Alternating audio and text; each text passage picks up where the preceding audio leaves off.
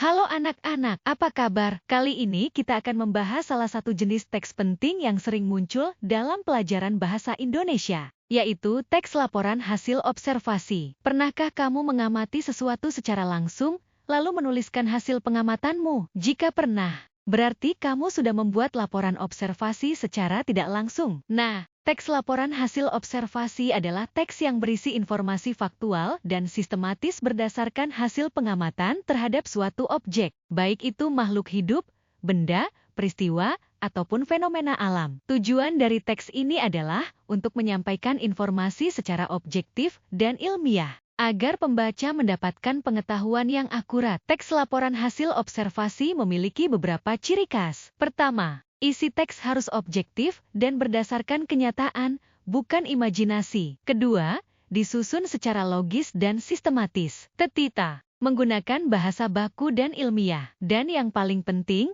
teks ini tidak boleh memuat opini atau perasaan pribadi penulis. Nah, struktur teks laporan hasil observasi biasanya terdiri dari 3 bagian utama. Pertama adalah pembuka, definisi umum. Bagian ini berada di awal teks dan berisi pengenalan mengenai objek yang diamati. Kedua adalah isi, deskripsi bagian. Bagian ini membahas objek yang diamati. Bagian ini mengandung fakta yang dapat dipertanggungjawabkan kebenarannya. Terakhir adalah penutup, simpulan. Bagian yang berisi kesimpulan tentang objek yang diamati. Dari segi kebahasaan, teks laporan hasil observasi banyak menggunakan kata benda umum seperti tumbuhan, hewan, atau benda. Selain itu, juga menggunakan kalimat definisi, kalimat klasifikasi, serta kata kerja aktif dan pasif. Sebagai contoh, kalimat pisang adalah tumbuhan tropis yang memiliki daun lebar, menunjukkan kalimat definisi yang umum dipakai dalam teks ini. Contoh sederhana teks laporan hasil observasi bisa kamu temukan dalam laporan tentang kucing.